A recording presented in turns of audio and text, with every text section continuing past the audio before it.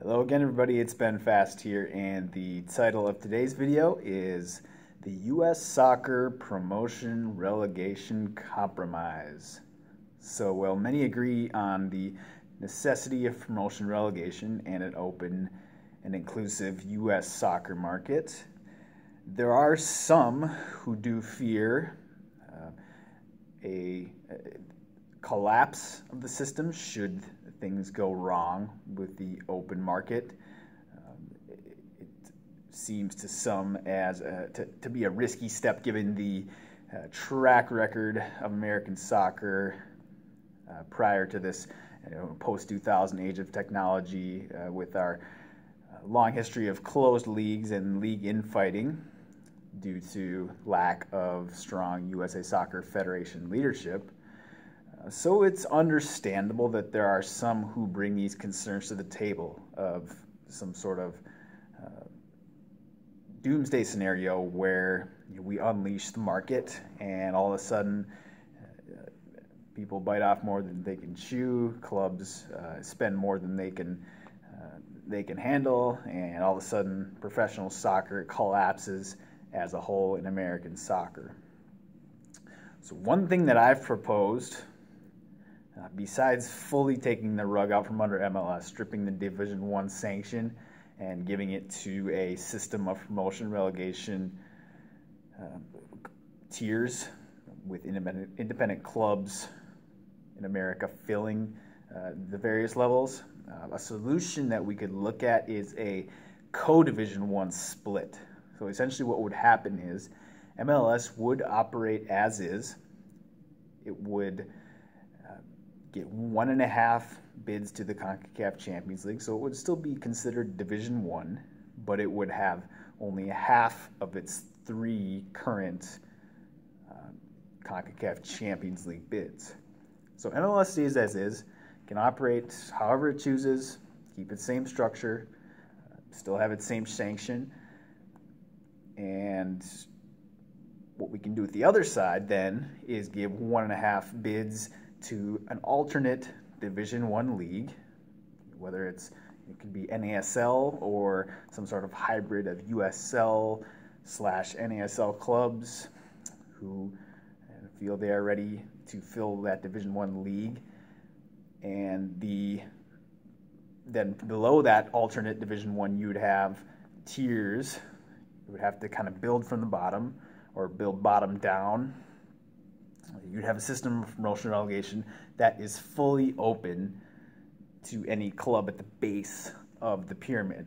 So this alternate Division I pyramid would get 1.5 Champions League bids as well. So I think this is the best case scenario for everybody involved.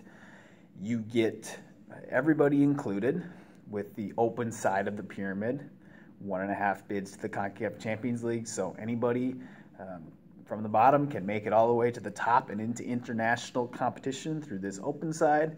And you've also got the MLS, closed league, American sports model way on the other side, and that's left untouched. So if this open side somehow collapses, MLS is still intact and we're good. We can give the 1.5 Champions League bids back to MLS and we go back to how we were. I think if you have an even split, a co-Division I think the interest and investment will flock to this open side, and I think the open side of the U.S. soccer pyramid will ultimately win out. Now, it may not be the case, but I think the potential is there in U.S. soccer. Even the investment and interest in lower division soccer now under a closed D1 is amazing considering the market circumstances. So I think if you open the thing halfway, we're going to ultimately see the open and inclusive model win out versus the MLS US sport model. But to summarize, I think this is probably the best way to go about it if we're thinking about pleasing everyone. Again, my position is that closed leagues should not get divisional sanctions at all. So in my dream scenario, I would strip D1 from MLS entirely, let it go play on its own as a U.S. sports league like NFL or NBA without a D1 sanction. But if we are trying to reach a compromise on this, then I think Code E1 is the way to go. And I think that would be the solution that could ultimately help us prove to the American soccer public that the open and inclusive model is the best model for American soccer moving forward. So it's something to think about. I think clubs in the lower divisions, you guys can take a stand on this. It's possible. It's something that we can do within a few years. And again, everybody's happy. We keep kind of our safety net of MLS as is over on one side in case doomsday happens.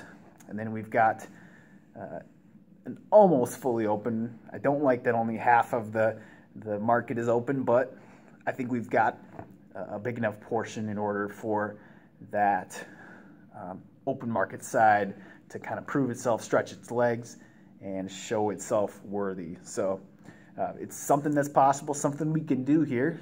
But do we have a federation, a U.S. soccer governing body that is willing to take that chance, right? Or again, as I've said in previous videos, is our governing body interested in simply making a few people money or a few shareholders, or is it simply favoring one league? And we can't have that happen. We've got to push the limits, push the boundaries of our American soccer potential, and diving into a Code E1 compromise is one way we can do it. So thanks for watching. Make sure to subscribe to my channel and share this video on social media, and I will talk to you soon.